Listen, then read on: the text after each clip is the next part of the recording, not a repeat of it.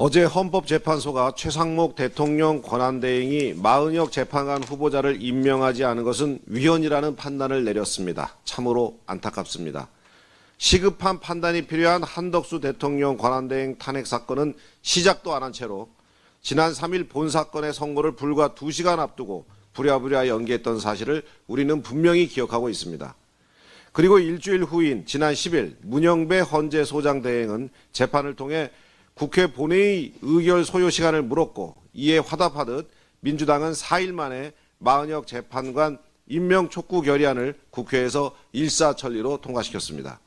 이는 절차적 하자 보완 지시를 내린 것으로 누가 봐도 약속 대련을 하는 모양새 아닙니까? 헌법재판소가 공정성과 신뢰를 잃은 것은 헌재 스스로 자초한 일입니다.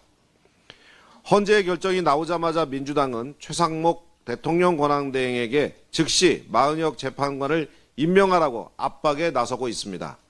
마치 민주당 요구대로 즉각 임명하지 않으면 또다시 탄핵이라도 할 것 같은 태세입니다. 그런데 민주당은 윤 대통령 탄핵 심판권의 경우는 기존 8인 체제로 하자는 데 무게를 두는 모순적인 행태를 보이고 있습니다. 한마디로 본인들 입맛에 맞는 헌법재판관은 필요한데 9인 체제로 가자니 변론갱신을 통해 탄핵 심판 선고가 늦어지는 것이 부담스러운 모양입니다. 3월 26일로 정해진 이재명 대표의 공직선거법 위반 항고심 선고 등 사법 리스크가 현실화될까 봐 두려워서 이러지도 저러지도 못하는 민주당의 모습이 참으로 안타까울 뿐입니다.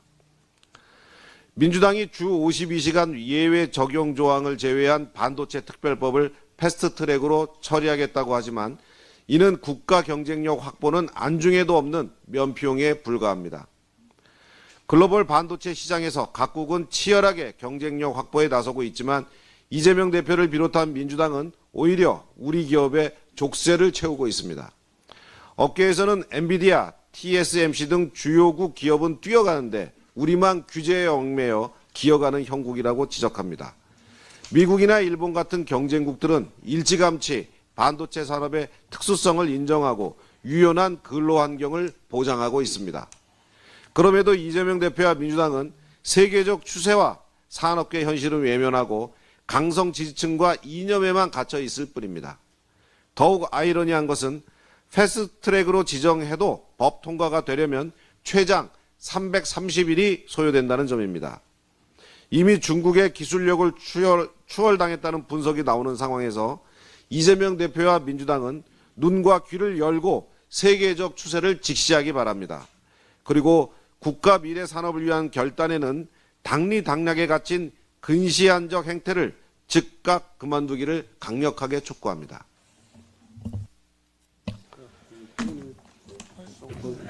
수정하고 나서.